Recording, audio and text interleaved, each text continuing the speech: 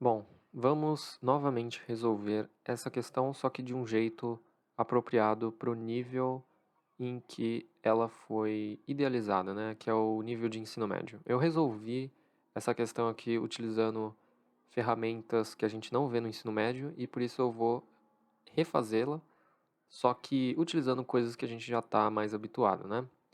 Mas antes disso, peço que vocês se inscrevam no canal para que a aba comunidade seja disponibilizada, né? E ela só é disponibilizada quando a gente faz ou tem 1000 inscritos. E daí eu vou poder fazer esse tipo de pergunta, né? Batata. Bom, então é o mesmo problema e a gente vai utilizar uma coisa muito bem trabalhada no ensino médio, né? Que é a seguinte coisa: tangente de 2θ. Aqui eu vou escrever tangente de θ, né? Mas com a mesma ideia do arco duplo. A gente pode desenvolver isso aqui dessa maneira, né? Isso aqui é algo trabalhado muito bem no ensino médio. E a ideia é conseguir escrever a tangente do arco metade em função de uma diferença. E daí, o que eu vou fazer aqui, inicialmente, é dividir ambos os lados da igualdade por tangente de θ. Então, do lado esquerdo eu vou ficar com 1, né? E do lado direito eu vou ficar com isso aqui. Cotangente de θ, né? Dividido por 1 menos tangente ao quadrado de θ sobre 2. E agora, eu vou manipular esse termo aqui. Tangente θ sobre 2, né? Na prática, eu mantenho a igualdade se eu escrever a expressão dessa forma, né? 1 menos tangente ao quadrado de θ sobre 2, que está sendo multiplicado pelo inverso do cotangente de θ sobre 2. Né? Exatamente a expressão anterior, só que eu coloquei o tangente de θ sobre 2 lá para baixo, escrevendo como cotangente. E agora eu vou fazer uma distributiva, né? Eu vou pegar esse cotangente e distribuir por esses dois por esses dois termos, né? De modo então que eu vou escrever só o lado esquerdo, 2 cotangente de θ. Aí a primeira distributiva vai ficar isso aqui e a segunda, bom, vai cancelar uma das tangentes, né? E beleza, a gente está quase lá, porque agora só falta isolar esse termo aqui. E eu vou ter que fazer a multiplicação cruzada. Então, cotangente de θ sobre 2 menos tangente de θ sobre 2. E isso aqui é 2 vezes a cotangente de θ. E agora, para isolar esse termo, né, basta que a gente jogue os demais termos para o lado correto. Tangente de θ sobre 2 é igual a cotangente de θ sobre 2 menos 2 vezes cotangente de θ. Isso aqui é basicamente o que a gente vai utilizar para resolver o problema.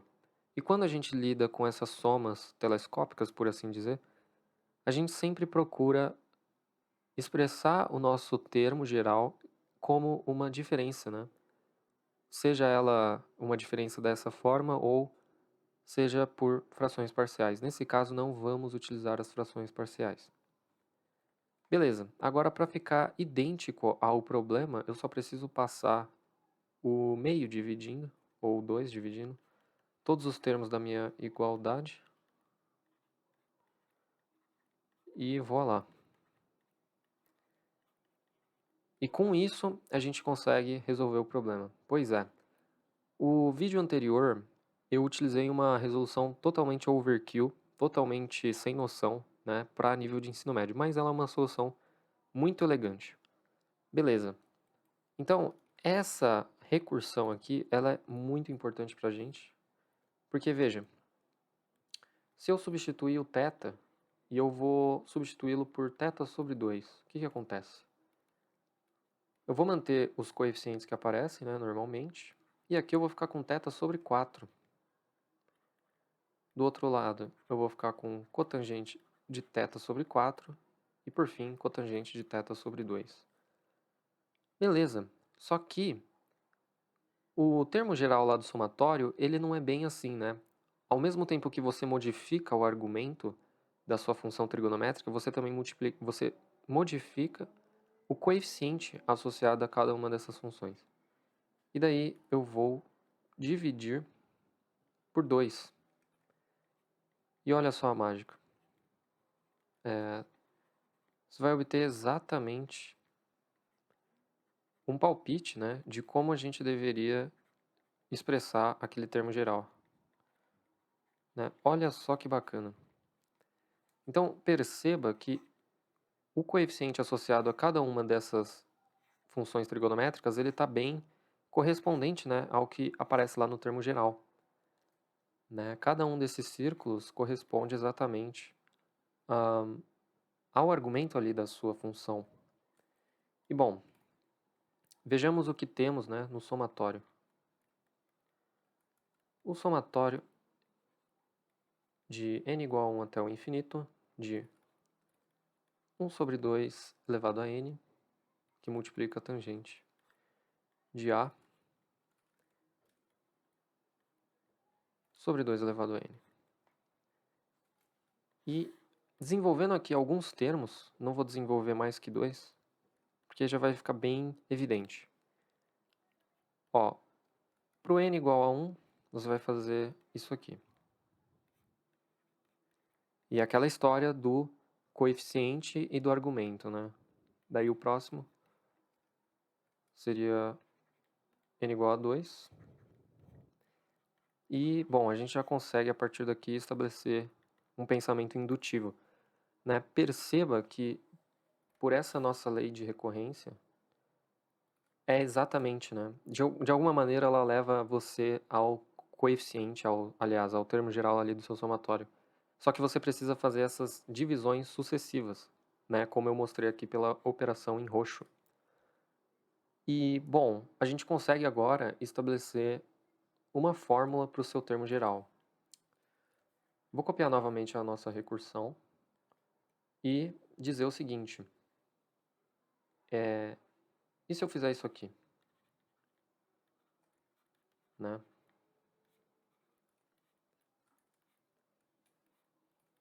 Isso aqui pode parecer um pouco errado, mas a verdade é que isso aqui está perfeitamente correto. Aqui, na verdade, tinha um menos.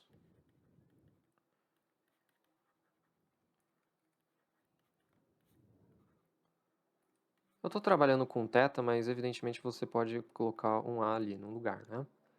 E, opa, aqui está faltando o expoente, beleza. Então, novamente, né? Qual é a lógica por trás disso aqui? Bom, a ideia é que você faça uma substituição de θ por θ sobre 2 elevado a n. Beleza? Beleza. Mas, ao mesmo tempo que você faz isso, você precisa fazer sucessivas divisões por 2. Né? No caso, n divisões ali por 2. n menos 1, no caso, né? Então, fazendo essas duas coisas, você chega nessa lei de formação ali do seu termo geral, né? Perceba que isso aqui é justamente o nosso termo geral ali do somatório, o A de n. E, portanto, você agora consegue expressar aquela sua soma infinita em função de sucessivas diferenças. Só que aqui, como eu não quero trabalhar imediatamente com a soma infinita, eu vou trabalhar com uma soma finita. E para isso eu vou invocar uma variável auxiliar k e aplicar a nossa fórmula, né? Então, o que temos é exatamente um A de k, e esse A de k ele pode ser expresso como sucessivas diferenças. Então, eu só estou copiando ali a nossa fórmula do termo geral, né? Só que adaptando agora para o k. Aqui era menos 2k menos 1, que multiplica a cotangente de A sobre 2k menos 1. E beleza, agora você só faz aí um desenvolvimento básico, né, para saber o valor dessa soma. E aí eu vou ter que plugar alguns valores, né? Vamos lá. Então, o primeiro é o 1, aí vai ficar cotangente de A sobre 2, menos cotangente de A sobre A, na verdade só A. Aí o próximo termo vai ser quando K for 2. Então, 1/4 cotangente A sobre 4, menos meio cotangente de A sobre 2. Então, os coeficientes estão bem relacionados aí com seus argumentos, beleza? E você vai ter que fazer isso até um certo n, né? Então, colocar aqui embaixo. Então, dá pra subir com todo mundo aqui.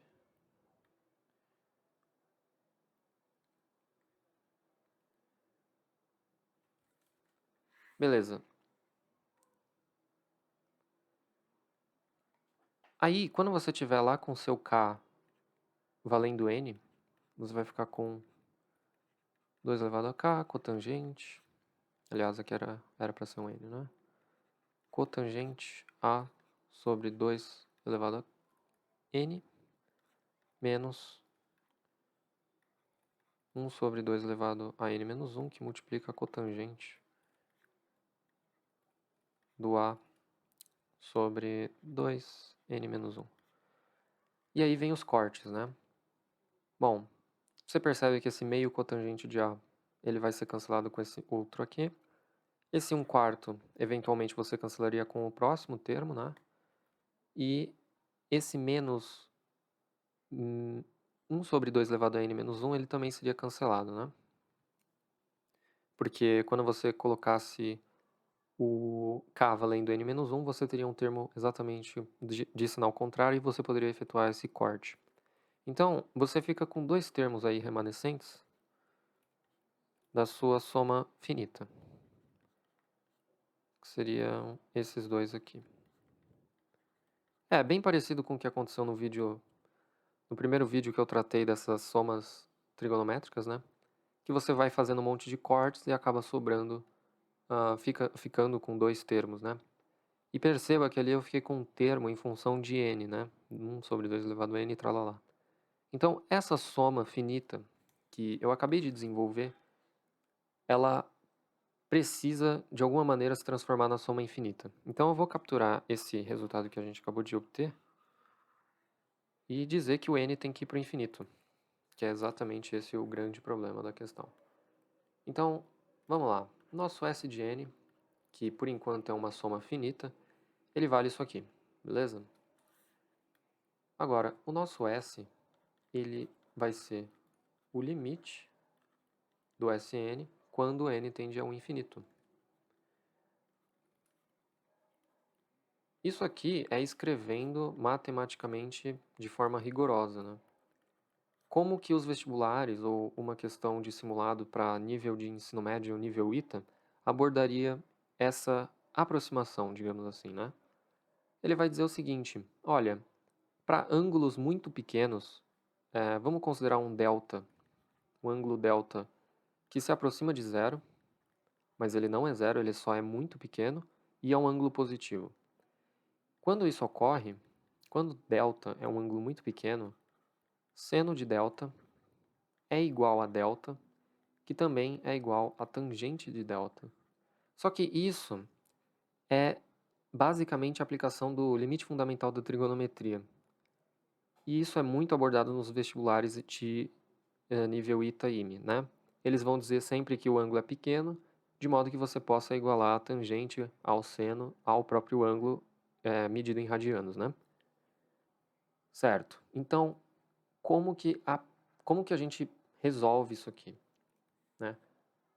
Vou resolver do ponto de vista formal matemático e depois eu vou aplicar a ideia, esse conceito de ensino médio, né, das aproximações, que também não deixa de derivar do próprio formalismo de limites. Então, bom, aqui é o mesmo traquejo algébrico que eu tive que utilizar no vídeo anterior, né?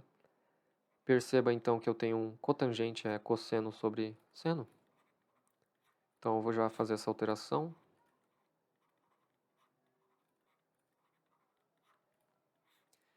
E aí eu vou jogar 1 sobre 2 elevado a n lá para o denominador desse meu cosseno. Só que aí que vem o pulo do gato, né? Eu vou multiplicar por a aqui e aqui, para manter bonitinho a igualdade. Beleza, então o cotangente já foi mantido, né? E perceba que o que eu tenho aqui é exatamente a aplicação do limite fundamental da trigonometria. Isso aqui vai a 1. E, por outro lado, quando você analisa o argumento da função cosseno, quando n tende a infinito, o argumento vai a zero. Então, cosseno de zero a gente sabe que vale 1. E, formalmente, nós teríamos, então, após a aplicação do limite, 1 sobre a, né, menos cotangente de a, que é o resultado esperado. Agora, sem o formalismo do limite, vamos ver como que fica essa história. Então, eu vou deixar aqui, né, mas a gente não quer essa ideia porque, evidentemente, ela não é de ensino médio. É até abordado em turmas ITM a questão dos limites, né, mas isso não é tratado no ensino médio. Bom, vamos lá. Vou reescrever isso aqui em função de cosseno e seno.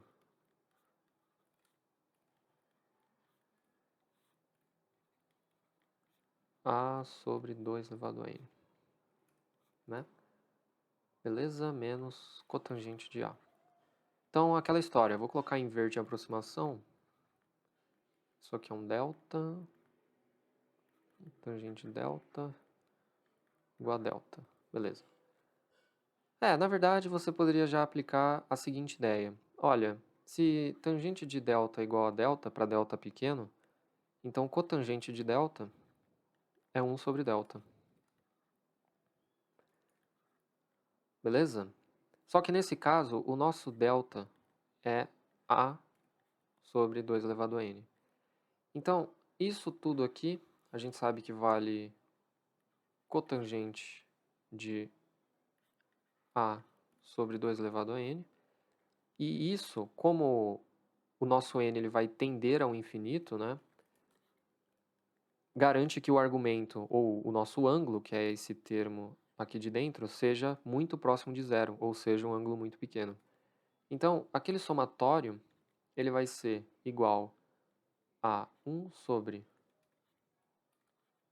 2 elevado a n, que multiplica o inverso do meu argumento, ou seja, 2 elevado a n sobre a, menos cotangente de a. E exatamente, né, olha só, cortou o 2 elevado a n e ficou somente o 1 sobre a, que é exatamente o que a gente estava esperando. E daí você não precisa utilizar toda aquela coisa do limite fundamental da trigonometria com o formalismo do n tendendo ao infinito, né? Aqui, mas, né, se fosse uma segunda fase, você ainda precisaria lançar isso aqui como argumento. Olha, a sobre 2 elevado a n para n tendendo ao infinito, ou para n muito grande, se você preferir, implica que a sobre 2 elevado a n tende a zero ou muito pequeno. E, portanto, aí você utiliza justamente a condição do exercício, né, a condição C, que é aquela em verde, e diz, olha, quando isso acontece, cotangente do a sobre 2 elevado a n é igual a 2 elevado a n sobre a. Essa seria uma aproximação muito bem utilizada, né, porque o exercício ele vai ser obrigado a dar a aproximação em verde, e também porque é uma aproximação muito conhecida nessa jornada de estudos para o IMITA. E daí, com essa aproximação, você não precisaria utilizar nenhum conhecimento acima do ensino médio e o exercício estaria bem resolvido, porque você utilizou a condição que o exercício exige para você resolvê-lo. E é isso, olha só, chegamos à mesma resposta, agora com um trabalho só através aí por meio de ferramentas do ensino médio. Claro que essa sacada de você fazer a transformação do θ para o θ sobre 2 elevado a n e a multiplicação, né, em roxo ali da condição que eu coloquei, é uma sacada, assim, muito fora da caixa, muito específica, mas que, olhando agora com mais calma, a gente percebe que isso aqui é factível, né? É totalmente passível de cair numa prova e claramente essa questão seria aquelas questões ditas difíceis, né? Justamente por conta de todas essas sacadas. Ahn, Quando o exercício pede para você utilizar aquela aproximação do ângulo pequeno, você já sabe que o exercício vai ser difícil, né? E esse aqui não foi diferente. Então, muito bom exercício, agora resolvido de forma digna, né? E acaba que não é tão difícil assim o problema. Mas eu ainda acho que ele pode ser considerado um dos problemas mais difíceis do YouTube Brasil. E é isso. Muito obrigado aí por quem participou dessa questão, né? Me enviando, me perguntando, motivando aí para trazer essa questão no canal. Esse foi o vídeo, até a próxima.